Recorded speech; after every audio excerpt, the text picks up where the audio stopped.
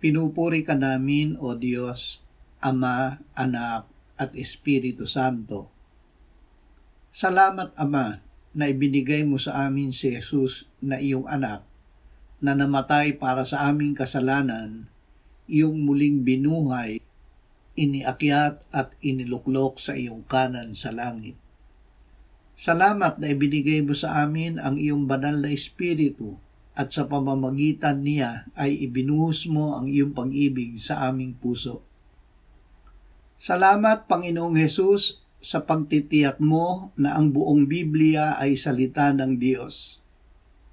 Sinabi mo na ang nakasulat tungkol sa iyo, sa kautusan ni Moises, sa mga propeta at sa mga awit, ay natupad noong ikaw ay namatay at muling nabuhay. Dahil dito narinig namin ang Ebanghelyo.